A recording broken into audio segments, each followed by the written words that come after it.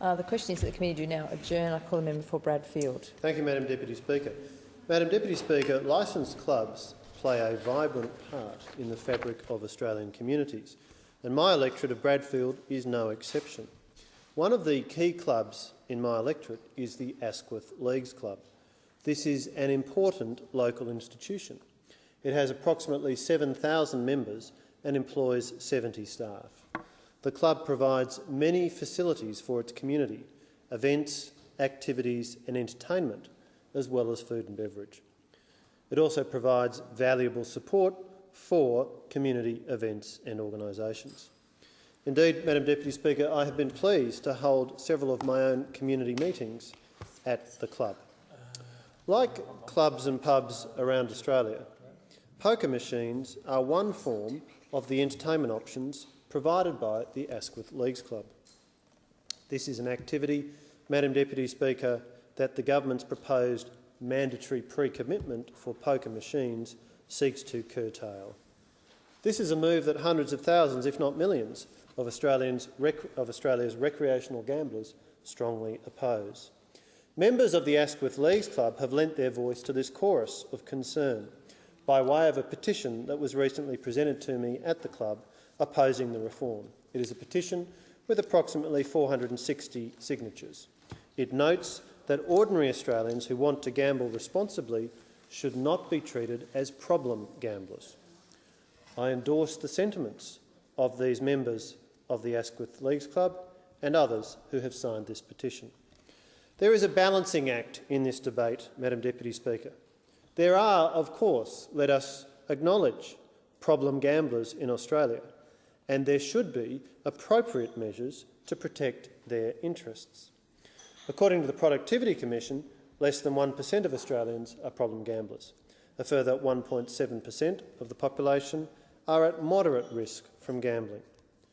On the other hand, Australians should have their ability to participate in activities they find as enjoyable sources of recreation, including gambling, without undue interference by the state. So the goal should be for responsible policymakers to balance the need to appropriately protect and support those who have a problem against the freedom that adult citizens should have to gamble responsibly if they choose to do so. Madam Deputy Speaker, I am sorry to say the government's proposal for pre-commitment in order to play poker machines does not strike the right balance. Effective policies should target those who are specifically impacted rather than all poker machine players. What the government proposes will require registration, the issuing of a card and the need for a player to set their betting limit. This will be a cumbersome and time-consuming process. Further, this proposed reform concerns one form of gambling only. The risk or the likelihood is that this regulatory measure will simply involve problem punters moving to other forms of gambling, such as online gambling, wagering and non-poker casino games. Madam Deputy Speaker, this is a measure which would deliver a very slight and incremental benefit when compared to its administrative complexity and cost. As we know, Madam Deputy Speaker, it is a piecemeal proposal which stems from a political fix, namely a Faustian pact between Julia Gillard and the member for Denison to secure numbers for a minority government. Madam Deputy Speaker, the Coalition believes that a more holistic approach is needed. To that end, in November 2011, we released a policy discussion paper on gambling reform. That discussion paper covered all types of gambling, including the fast-growing area of online gambling. The paper presents a number of policy options on which we seek community and industry comment.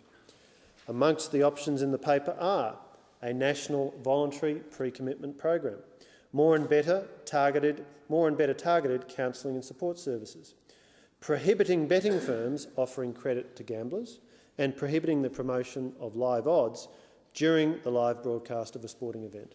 Madam Deputy Speaker, the Coalition will consider a better way forward than the limited and politically motivated approach of the government, and we will do so bearing in mind the concerns of members of the Asquith Leagues Club and clubs around the country.